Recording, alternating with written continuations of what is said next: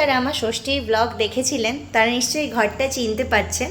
তো ওই ঘরটা আজ 10 দিন না, প্রায় 15 দিনের মতো রেডি করা হলো নতুন সদস্যের জন্য। নতুন সদস্যকে ওয়েলকাম করব বলে এই ঘরটা আমাদের ভাড়া দেওয়া ছিল, আর আমরা এর পাশের ফ্ল্যাটটাতে থাকতাম। আমাদের এটা নিচের তলা আমাদের দুটো করে ফ্ল্যাট।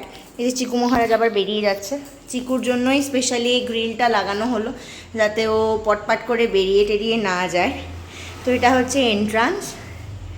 এই ফ্ল্যাটটায় আজকে আমরা শিফট করলাম এইদিকে, আর এই ফ্ল্যাটটায় যেই ভাড়াটেটা ছিল আমাদের তাকে আমরা পাশের ঘরে শিফট করলাম, কেন কি উনি একা ব্যাচেলার মানুষ, তাই জন্য ছোট ঘরে ওনার সুবিধা হবে। প্লাস আমার যেহেতু একটা পুচকা পুচকি হবে, চিকু আছে, সেই জন্য আমাদেরকে এই রুমটা নিতে হলো। তো এটা আজ 10 দিন ধরে রেডি করা হয়েছে, আজকেই শিফট করেছি। ঘরটা একটু অগোছালো আছে, যতটা পারছি আস্তে আস্তে অর্গানাইজ করছি। আর কিছু কিছু জিনিসপত্র আপনারা চিনতে পারবেন যারা ভিডিওতে দেখেন। এইখানে ফ্রিজটা রাখা হয়েছে, ফ্রিজটা এখনও পরিষ্কার করা হয়নি। চন্দন সমস্ত ফ্রিজের পার্টসগুলো খুলে খালে ওইখানে ওই যে ধুয়ে রেখেছে। এই যে এখনও অন করা হয়নি। এখানে পয়েন্টগুলো কিছু ছিল না, সব নতুন করে বানানো হয়েছে। আমি এগুলো যতটুকু পেরেছি অর্গানাইজ করেছি পর্দা টর্দা লাগিয়ে। এটা হচ্ছে আমাদের ডাইনিং এরিয়া, এখানে ডাইনিং টেবিলটা রেখেছি। আর যেহেতু এখনও গ্যাস ফ্যাস লাগানো হয়নি, এই যে রাতের খাবার এসছে আমাদের বাইরে থেকে। আর বাথরুমটা ইন্ডিয়ান ছিল, সেটাকে কোমর টোমর বানিয়ে, টাইলস ছিল না, পাথর বসানো ছিল, মার্বেলটা উঠিয়ে টাইলস বসানো হয়েছে। তো এটা বাথরুমটা রেডি করা হয়েছে মোটামুটি। এবার আস্তে আস্তে অর্গানাইজ করব। এই আলমারিটা আপনারা সবাই চেনেন, যারা যারা আমার ভিডিও দেখেন। এই আলমারিটা এইখানে শিফট করেছি। আর এই আয়নাটা ছিল না, এই আয়নাটা লাগিয়েছি। এই যে আমি সারাদিন খাটতে খাটতে আমার দম বেরিয়ে গেছে, আর এই যে আমার পুচকা পুচকি, এই হচ্ছে ব্যাপার। আর ওই যে ওই ডাব্বাটা আপনারা চেনেন, ওর মধ্যে সব পুচকা পুচকির জিনিসপত্র রাখা হয়েছে কাচাকুচি করে, একদম উপরে তুলে দেওয়া হয়েছে, কেন কি চিকুর তো মাঝে মাঝে ভূত চাপে মাথায় সুসুপটি করার। আর এটা হচ্ছে আমাদের বেডরুম। এই রুমটাকে আমি পুরোপুরিভাবে খালি রেখেছি, বিকজ এখনও বেবির ক্রিব আসবে, বেবির একটা ওয়ার্ড্রব অর্ডার করা হয়েছে ফ্লিপকার্টে, ওয়ার্ড্রব আসবে। শুধু এই রুমে আমরা আমাদের খাটটা রেখেছি। খাটটাও আজকে এখনও বেডশিট ফেডশিট পাতা হয়নি, যে রাত্রে পেতে পুঁতে শুব। চন্দন একটু বাইরে গেছে। আর ওই রুমের এসিটাকে এই কর্নার করে লাগানো হয়েছে যাতে ডাইরেক্ট এখানে হাওয়াটা লাগে। আর ক্রিবটা, বেবির যে ক্রিবটা, সেটা আমরা এখানে রাখবো ভেবেছি, যাতে খাটের সাথে অ্যাটাচড করা যায়।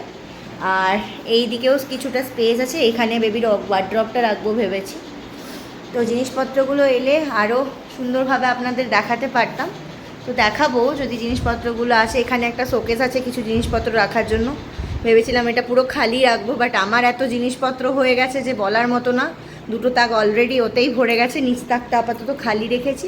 আর এখানেও কিছুটা স্পেস আছে, এখানে ভেবেছি আমার ঠাকুরের একটা সিংহাসন আছে, সেটা আমি ঠিক করতে পাঠিয়েছি ফার্নিচার দোকানে, ওখানে ঠাকুরগুলো রাখবো। বাথরুম দেখালাম, ডাইনিং হল দেখালাম, আমার বেডরুমটা দেখালাম, আমার কিচেনটা দেখায়। কিচেনটা পুরো মেসড আপ হয়ে আছে। এখানেও একটা শোকেস আছে, এই শোকেসটাও পুরো ভর্তি হয়ে গেছে। আর এই ঠাকুরগুলো সব ঠাকুরের সিংহাসন এলে চলে যাবে ওই রুমে।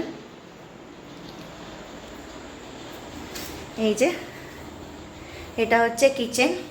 কিচেনের মধ্যে এইদিকে একটা বেসিন লাগানো আছে, এখানে এই আয়নাটা লাগালাম, যেটা আমি সাজুগুজু করতাম ওই রুমে। তখন তো আলমারির আয়নাটা ছিল না। হ্যাঁ, এই যে এখানে একটা সিঙ্ক আছে, আর এই যে এইখানে গ্যাস ফ্যাস রাখার, আর এখানে মশলাপাতি যা যা রাখার রাখবো। এই হলো আমার কিচেন। এখন কিচেন সেট করতে প্রায় মনে হয় 1-2 দিন লেগে যাবে, কেন কি অনেক জিনিসপত্র হয়ে আছে, আমাকেই আস্তে আস্তে গোছাতে হবে, আমাকে আর চন্দনকে। তো ওইটাই আমার পুচকু বেবির নতুন ঘর। আর হচ্ছে নতুন নতুন লাগছে। হয়তো আমার একটু এই ঘরটায় ঘুমোতে, তারপরে অ্যাডজাস্ট করতে, আমার কেন চিকুরও একটু অসুবিধা হচ্ছে, বুঝতে পারছে না মা আর বাবা ওকে কোথায় এনে রেখেছে। তো আস্তে আস্তে অ্যাডজাস্ট হয়ে যাবে, যেহেতু নতুন ঘর তো সেই জন্য 2-3 দিন লাগবে। তো এটাই আমার ভালো লাগছে, মানে হাঁটা চলা করতে। ঘরটা তো ছোট ছিল, খুব অসুবিধা হতো হাঁটা চলা করতে। আর উপরে তো জানেন মা বাবা থাকে, আর চিকুর জন্য ওদের একটু অসুবিধা হয় বলে আমাদের ওপরে থাকা হয় না। তো নিচে এই ঘরটায় শিফট করে ভালো লাগছে, সত্যিই ভালো লাগছে। বেশ বড় সড়ো, ঘুরতে টুরতে জিনিসপত্র রাখতে অনেক সুবিধা হচ্ছে।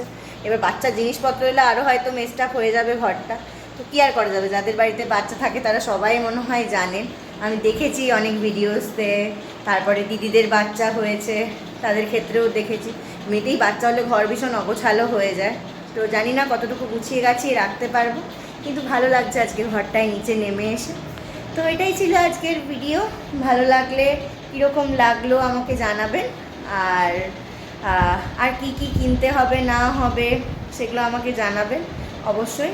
তো আজকের মতো চলুন, টাটা, বাই বাই, ভালো থাকবেন।